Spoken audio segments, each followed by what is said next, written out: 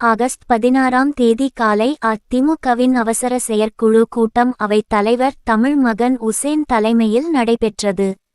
இந்த கூட்டத்தில் அதிமுகவை ஒருங்கிணைப்பது பற்றிய விவாதங்களும் சலசலப்புகளும் எழும் என்று பல்வேறு யூகங்கள் எழுந்தன. அதன்படியே அதிமுகவின் அவசர செயற்குழு கூட்டத்தில் கட்சியின் செயல் திட்டங்கள் பற்றியும் 2026 சட்டமன்ற தேர்தலில் எடப்பாடி பழனிசாமியின் யூகத்தின்படி செயல்பட்டு வெற்றி பெறுவது என்றும் தீர்மானம் நிறைவேற்றப்பட்டுள்ளது. செயற்குழு கூட்டத்துக்கு சில நாட்களுக்கு முன்பே பன்னீர்செல்வத்தின் ஆதரவாளர்கள் அதிமுக தலைமை கழக செயலாளர் SP வேலுமணி உள்ளிட்ட அதிமுக நிர்வாகிகளோடு தனிப்பட்ட தொடர்பில் இருந்து வந்தனர். அவர்களிடம் இப்போதைய அதிமுக பொதுச் செயலாளர் எடப்பாடி தலைமையை ஏற்றுக்கொண்டு எவ்வித நிபந்தனையும் இன்றி OPS வருவதாக இருந்தால் அது பற்றி பரிசீலிக்கலாம், வேறு எந்த நிபந்தனை விதித்தாலும் அதற்கு இங்கு இடம் இல்லை என்று தெளிவுபடுத்தி இருந்தார் வேலுமணி.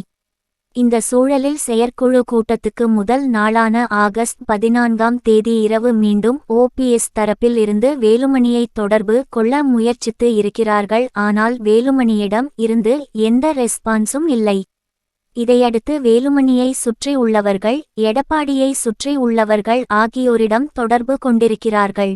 எவ்வித நிபந்தனையும் விதிக்காமல் இணைவது பற்றி OPS யோசித்து வருகிறார். அவசர செயற்குழுவில் அவசரப்பட்டு எந்த முடிவும் எடுக்க வேண்டாம் என்று அவர்கள் தரப்பிலிருந்து வலியுறுத்தப்பட்டதாக தெரிகிறது. இந்த தகவல் வேலுமணி மூலம் நேற்று இரவே எடப்பாடிக்கும் கொண்டு செல்லப்பட்டது. இதையடுத்துதான் OPS பற்றியெல்லாம் பேசவே கூடாது என்றிருந்த நிர்வாகிகள் அவரை அவசர செயற்குழு கூட்டத்தில் துவைத்தெடுத்தனர். அதிமுக பொருளாளர் திண்டுக்கல் சீனிவாசன் பேசும்போது, இங்கே வந்திருக்கிற அத்தனை பேரும் எடப்பாடி பழனிசாமியின் தலைமையை ஏற்றுக்கொண்டதால்தான் வந்திருக்கிறோம். இதில் எந்த மாற்று கருத்தும் இல்லை. 6 பேர் அண்ணன் வீட்டில் சென்று பேசினார்கள் என்று கதை கட்டிவிட்டார்கள். அந்த 6 பேரும் இங்கேதான் இருக்கிறார்கள். அவர்களிடம் கேட்டு பாருங்கள் என்றார். துணை பொதுச் செயலாளர் KP முனுசாமி பேசும்போது, MGR காலத்தில் சட்டம், கல்வி, போக்குவரத்து அமைச்சராக இருந்தவர் நமது அண்ணன் பொன்னையன். அவர் அம்மா ஆட்சியிலும் அமைச்சராக இருந்தவர். அவர் எடப்பாடியாரின் தலைமையை ஏற்றுள்ளார். MGR ஆட்சியில் MLAவாக இருந்து அம்மா ஆட்சியில் அமைச்சராக இருந்த செங்கோட்டையன் நமது எடப்பாடி பழனிசாமி தலைமையை ஏற்றுள்ளார். இவர்களை விடவா சீனியர் அவர்? அவரு யாரு தெரியுமா? தினகரன் உட்கார்ந்தால் பக்கத்தில் உட்கார மாட்டார். அவரெல்லாம் சீனியரா? அவரெல்லாம் தேவையே இல்லை என்று OPSஐ கடுமையாக தாக்கினார். SP வேலுமணி தன் பேச்சில் 10 முறை எடப்பாடியாரை முதலமைச்சராக்குவோம் என்று குறிப்பிட்டார். நிறைவாக பேசிய எடப்பாடி பழனிசாமி, ஒவ்வொரு மாவட்டத்திலும் ஒன்றிய செயலாளர்களின் செயல்பாடுகளை ஆய்வு செய்யுங்கள். கணிசமான மாவட்டங்களில் ஒன்றிய செயலாளர்கள் மீது புகார் வருகிறது. மாவட்ட செயலாளர்கள் பார்த்து கொள்ளுங்கள். தொலைக்காட்சிகளில் நமக்காக பேசுபவர்களை சில மாவட்டச் செயலாளர்கள் அவமதிப்பதாக கேள்விப்படுகிறேன். அதுபோல செய்யாதீர்கள். இக்கட்டான சூழலில் ஊடகங்களில் அவர்கள்தான் நமக்காக வாதிடுகிறார்கள்.